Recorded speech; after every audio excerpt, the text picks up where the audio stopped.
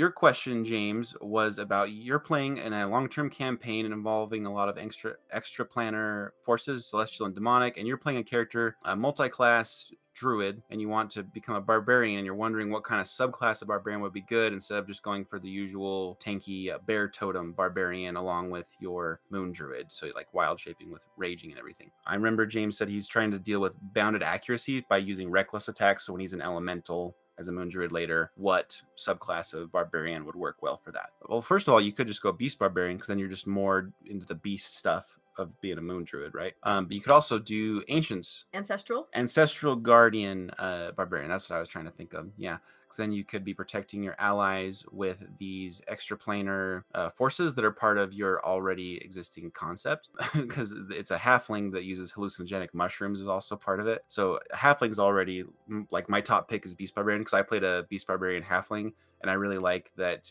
since you're a halfling and you can't use a lot of oversized weapons like usual barbarians can, that are, if you're medium sized, you're a small race, but you can claw at people all you want while you're raging. And I really like that when you're a moon druid as a beast barbarian, that you can also adapt your wild shape forms to your rage forms from your beast barbarian. So you can grow claws, a tail, mandibles, and just become this grotesque mutant with cool abilities that wouldn't normally be available for you. That's what I would recommend. And then how would we flavor the rage for such a character? I love playing a druid, and I love multi-classing druid as well. Even though druid level 20 I think is pretty great.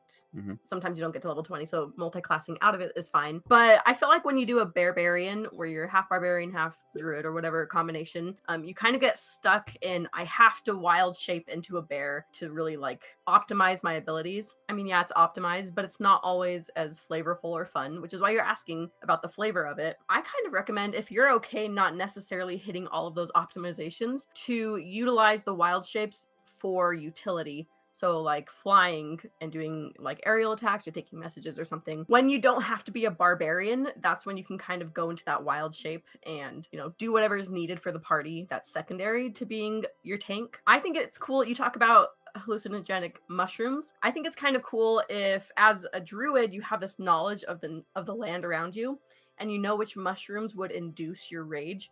So before you go into a raid, you have to like consume that mushroom, and then like that just like powers you up and like puts you in a frenzy. I think that'd be a cool flavor for it. Or maybe you've taken so many hallucinogenic things that maybe they've become part of you and it's intrinsic to you now, and you're a mutant. When you wild shape, you can't help go into a rage, almost a chemical reaction that you just can't help, and it mutates your wild shape. So it's maybe you become profaned in some way, you know.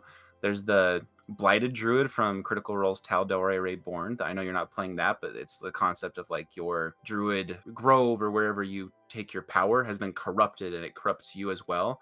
Maybe you're going through something like that as a druid, you know, where your power has been corrupted a little bit and it results in these barbarian levels and the mutations as you rage. I think that'd be cool. Yeah, I also think a good part of being a druid is you can cast spells that buff you before you go barbarian. Maybe there's like a ritual aspect of that. Like before you go into battle, you have to like psych yourself up and cast these rituals or whatever.